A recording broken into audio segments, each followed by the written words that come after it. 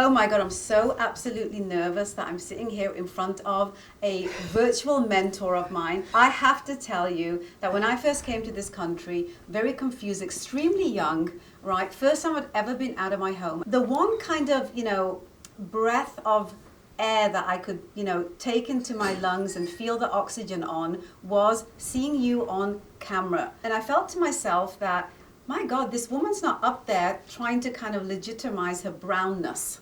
Yeah. She's just up there doing her job. Yeah. And then you would come on camera and you'd wear like a kurta pajama, and I'd be like, how is she doing this? Like, why is she not confused about being, mainstream on one side and cultural and South Asian on another? You just didn't seem confused, right? And meanwhile, we were, like our generation, right? Like that we went through this kind of entire ideology of, like, who are we? Are we, brown? Are we white? Do we wear white, white people's clothes? Do we wear like cultural clothes? Like, do I speak my language? Do I not speak my language? Like, what am I? Who am I living in this country? And it just seemed from, an outsider's perspective, looking at you up there, that you just got it all figured out. Is that true? Did you have it figured out, or did you just be you? I don't think anybody has anything figured out, ever, to be honest. I think we're all on the same page, whether it's about cultural identity or about career or marriage or children or extended family life. I don't think anybody has all the answers, and if they say they do, I think they're lying, basically. I just think I was raised by very strong parents, and I was raised by parents who felt, we came from India. Yeah. I was actually born in India, and we came here during the Trudeau senior years. Yes. And Trudeau Jr. is a fan of yours. Okay, that was a surprise. I was absolutely amazed. I saw that on your Insta. Yeah, when my husband was saying to Justin that, even though my husband's family has been in Canada since 1906, he was saying, this entire generation of parents were truly like the epitome of Trudeau mania with your dad, and we're all Trudeau kids. Yes. And Justin said, well, I'm a Monika kid, so it's fair. I have to admit, I was completely taken aback, and I just thought, oh my God, that is such an amazing thing for him to say. But that's he's the Prime Minister, and he didn't really have to say that. He could have been all protocol-y about it, No, but that's the great thing about him, though, right? No, exactly. Yeah, that's what I love about him. I was like, oh my God, I can't believe he just said that. But so then I had to put it on my Instagram because I thought, this is cool. This is totally cool. Like, I'm totally fangirling. But no, you know what it is? I think that my dad wore a turban, his whole entire life.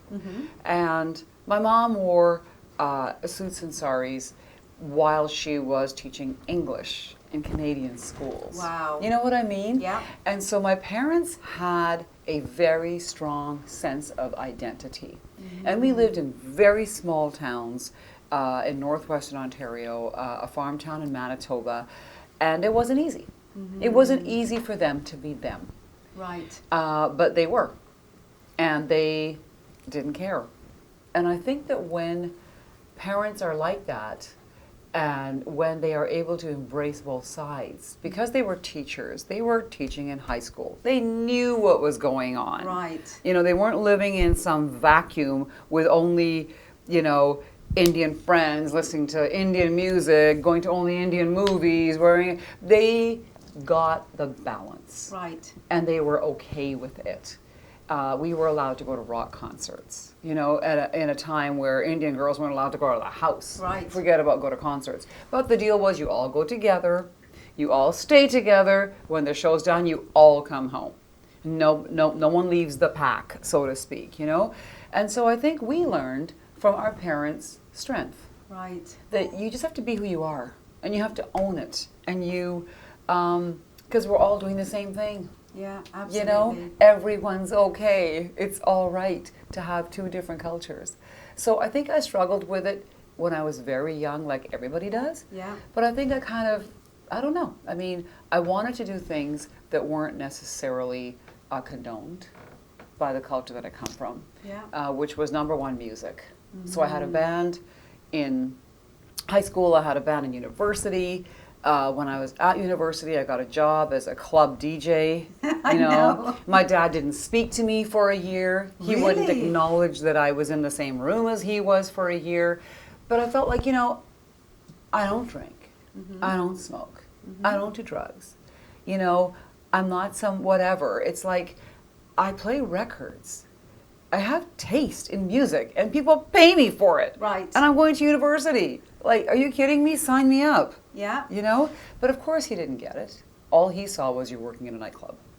You are not my daughter. And I thought, well, then I guess I'm not.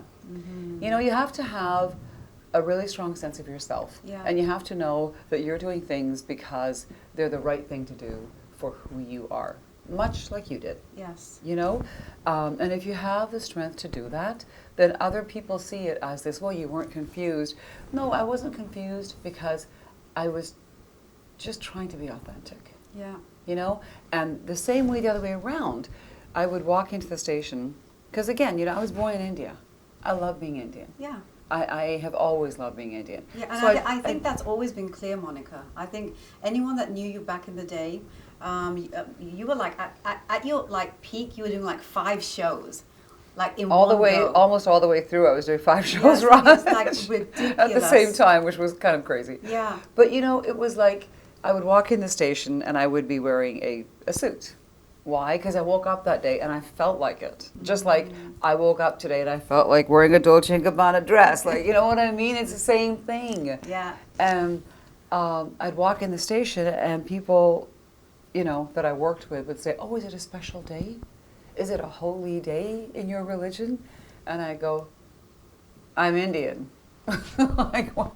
I'm Indian. Why is it weird that I'm wearing Indian clothes? Right. And when I went on the air wearing a suit on MuchMusic, I guess I didn't think it was a big deal.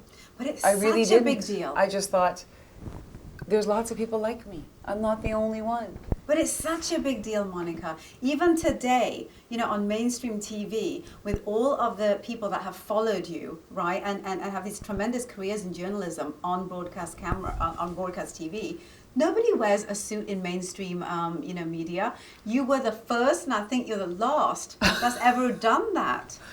And Well- meanwhile, it wasn't even regular media. It was like the zaniest kind of pop culture Yeah. media It where you was just amazing. really wouldn't expect you to be wearing cultural garb. It was insane. Oh, well, I don't think you realize- Yeah, I didn't see it Yeah. that way. I just saw it as, it is what it is, I am who I am, and I'm not going to apologize either way. Yeah. I'm not going to apologize to the Indian people watching that I like wearing, red leather dresses. Yeah. And I'm not going to apologize to the non-Indians that I like wearing Indian suits. Because it's all good. Yeah. Right? To me, there's no conflict there. And everyone should do their own thing. Like, rock on, be who you are, I guess. Yeah. Right? But did you get backlash, back in those days? Because you were showing 2 extremely different versions of who you are, but they're both equally who you are and what you identify with. Did you get backlash? You know what? Not a whole lot. I mean, there's Yeah. always those people, and there always will be those people Yeah. who are, oh, she's not that talented, or whatever. Right? You're not here to please everybody all the time. Your goal is to please most of the people most of the time to the best of your ability. Right. But you got to be real. You got to be who you are. And if there's a serious backlash, then you have to really examine who you are. Right. And I was okay with that too. Yeah. But to me, it's just the world is a better place if we don't live in stereotypes. And I consciously did. I fought against stereotypes of what it means to be a girl, Yeah. what it means to be Indian, what it means to be an immigrant. Yeah.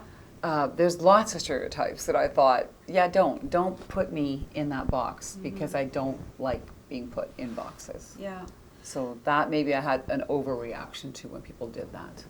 But what was really interesting, going back to the Electric Circus days, is Yeah. that there's an entire generation of people that you influenced at that time, like you mentioned, our current Prime Minister, all the way to, the mother that has 4 children and rears them and everyone in between. very few people actually accomplish something like that even today, irrespective of back in those days, where you were actually one of the first branded media personalities, right?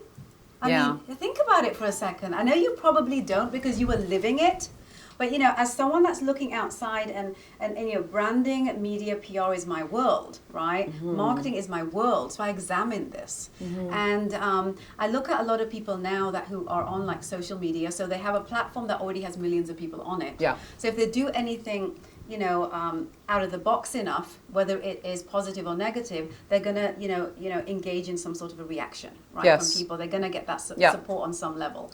Whether it's negative or positive, I don't even know if a lot of them even care. Yeah. It's just a different kind of scene, but and therefore by default, because of, you know, analytics, they are a brand, but not really, right? So you were a brand then, that before most people were, because, you know, wherever you were, we weren't looking for what you were doing, what the content was. We were looking at this being Monika Deol. It's kind of, and I want to kind of give you another analogy so you get where I'm coming from. It's like when you watch a Shah Rukh Khan movie, you don't watch it for the movie, you watch it for Shah Rukh Khan. I'm going to tell you honestly, I actually was conscious of being a brand. Were you? I was, and I'll tell you why. Because... And this is in a day when people didn't even know what that word meant. Yeah, I might not have articulated quite that way, but I was very much... I was very conscious of what I stood for, you know? And I was very conscious, I was very black and white. There's no gray there. And I've just been at that my whole entire life, and I don't know why. It's just who I am, right?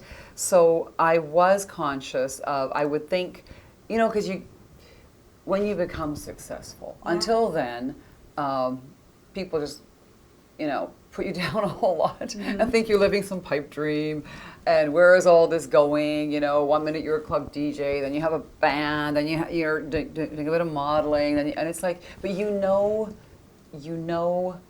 you're moving in a direction, you know, and then television came along and it was like, bang, all these things kind of came together. Right. And it just worked, you know? But I was very conscious of the responsibility of it. That I will say. When I went on the air, just because I had a band. I was trying to get a record deal. That was not going well because all the record companies wanted me to be like sexier. And I'm an Indian girl. You know, I've got this line in the sand, and it's kind of, when I would do modeling and they would want me to wear a bathing suit, I'd be like, well, you see, like, I just can't. Yeah. And it's not about anybody else telling me, it's me. Yeah, you're not comfortable. Like, I don't want to walk down the stage in a bathing suit. So I was always the model that would do the robes. You know, I love it. the robes over the swimsuits. And you really stuck your ground, eh? I did. And I always kind of went, you know what, I don't need the show that badly. Like, fine, if I have to wear a swimsuit, then I'm not your model. And that's okay. And then they go, oh, well, fine, well, just, you know, you wear the cover up. And I'd be like, okay, great. And the other models would resent it because they'd say, why am I parading? But it's like, you know what, then stand up for yourself. Right. Right? But stand up for yourself knowing you're okay with walking away.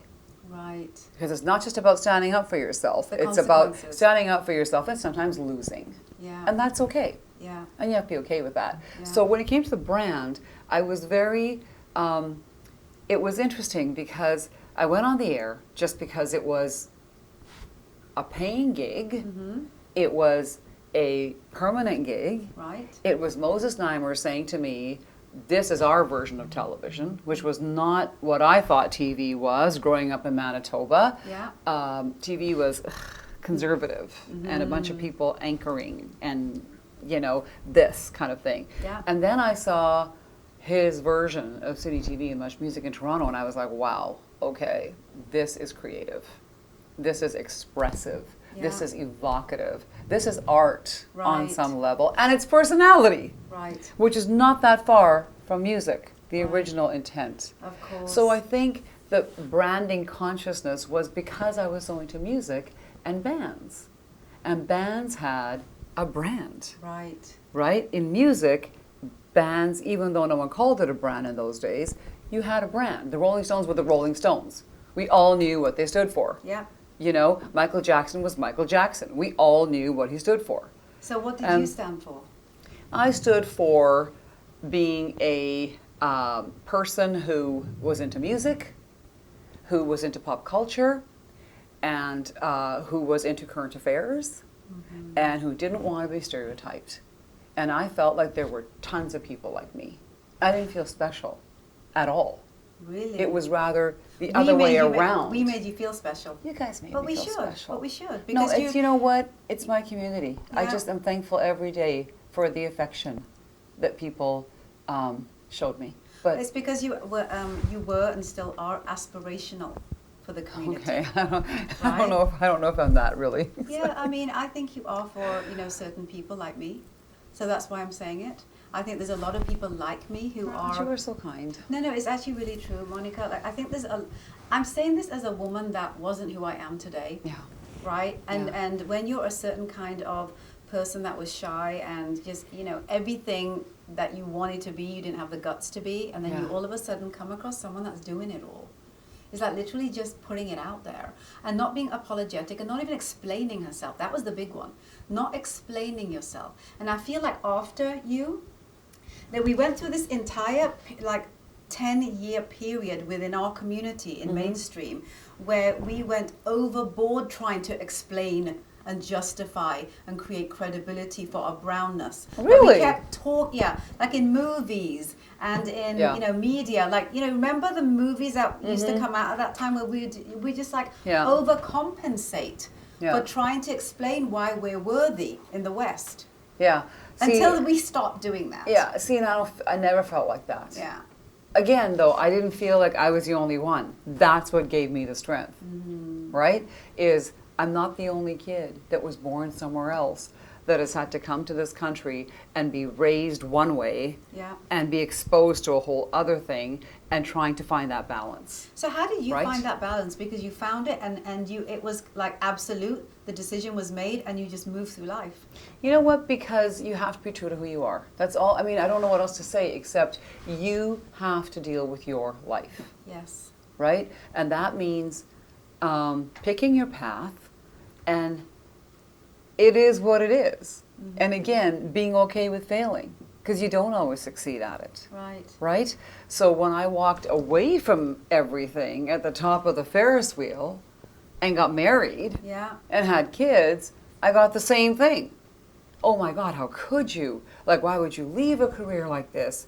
And, you know, it was like this big, and I thought, you know, because I met the right person. Right. I met the right person for me, and I invested 110% in my career. Right. And where I come from, I kind of figure my family deserves the same, if not more. Absolutely. You know? So then I had to sort of deal with that, right? People kind of, whatever. But I think the number one thing is don't worry about what people say. Yeah. You know, sometimes when ladies would get together and chitter and chatter about other people's kids, I didn't even have kids yet. And I'd say, you know what? Worry about your own backyard. Yeah, absolutely. Because at the end of the day, everyone's got something. Absolutely. You know, and no one's kids are going to be perfect, and no one's marriage is going to be perfect, no one's career is. Stop judging everybody else. Yeah, judge you. Too much energy and get on with wasted. it, right? Yeah. And I tell my kids that. It's like, don't compete against other people. It's futile. Absolutely. There's always going to be people better than you. There's always going to be people that don't have quite as much as you have going on, right? Compete against you. Right. What did you do last time? What is your benchmark? Great, now take that further. That's what you do, right? Absolutely. Would you say that you, you know, you have traits as a parent that, you know, your parents had? Would you say that? Totally. Yeah, yeah. Because I'm listening to you now, and totally. Yeah. So let's talk a little bit about that. You know, there's one side of us where we need to be who we need to be. Then there's all of a sudden the motherhood kicks in, and then, you know, do we feel that our kids should have the same that as we have, and as we feel we need to have when we were growing up at that age? Like, Did you struggle with that? Because I found with my perspective, and I know a lot of other women that I've spoken to, is that, you know, we were like fiercely just trying to kind of rebel. We wanted to be ourselves, and it was just like very difficult to do it because we were trying to figure out what that meant. Mm-hmm. What was that identity? And then you know, you become a parent, and all of a sudden you become your mother. I mean, I became my mother in that way. With my son, I became protective. I'm like, okay, now, like, I need to help him navigate through things. And then when do you kind of let go of that? Because at the end of the day, I'm still an Indian woman. I'm still an Indian mom. Did that happen with you? No, I think my husband and I are very similar. Mm-hmm. Actually, we're very much on the same page in this. I think that the way we see it, we were both really, really lucky because we both picked non-traditional lives according to our culture. Right. And we both did what we wanted to do. And that's why we ended up fairly happy. Mm-hmm. You know, again, nothing's ever perfect. Right. But in degrees of happiness, like, I think we both ended up pretty okay with our careers and with who we are as people. And so I think we've tried really, really hard to give our kids that same ability to be who they are. That doesn't mean that you don't feel like you want to protect them. Of course you do. Yeah. It's being a parent. Yes. You know? But we've never sort of told them what they should do, or that they need to do better in school, or that they need to, we kind of think they're really smart and they get it. Mm-hmm. You know? Mm-hmm. I was never that parent that was kind of, where are you going, who are you with? I was like that when they were, I would say, 11 and 12. Mm-hmm. And then I kind of thought, you know what, they're good kids. Yeah. And until they prove me wrong, until they show me that I shouldn't trust them, I'm going to trust them. Yeah. Because they're decent people and they're nice people. And they have really nice attitudes to life and other people. They're kind, decent people. So, you know, I'm going to be okay with this. Yeah. And so I don't know. Like, my two older kids go to university and they both live at home. I love that. Right? Yeah. And it was their choice. Yeah. And when my husband said, because he wanted them to live on residence and, you know, personal development and this and that, I didn't. Because I left the house when I was 17 and I never really went back. Mm-hmm. And I know what that's like. Mm-hmm. And so, but we tried to stay out of it.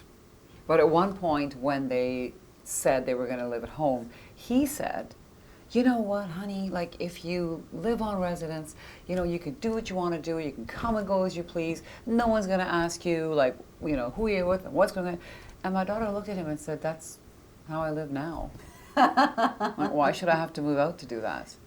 And it was amazing for me to hear that. I thought, you know what, our kids have the best situation, which is they have us as parents, mm-hmm. and we know what it was like to be kind of suffocated, mm-hmm. if I can use that word, mm-hmm. or having to live a double life, right? Because you kind of had to hide this from this and that from that, and you weren't even doing anything wrong. You were just trying to be who you are, you know? Yeah. And our kids are very fortunate, mm-hmm. because we're not like that as parents. Right. Right? Right. Do we want to protect them? Of course we do. We mm-hmm. all do. Yeah.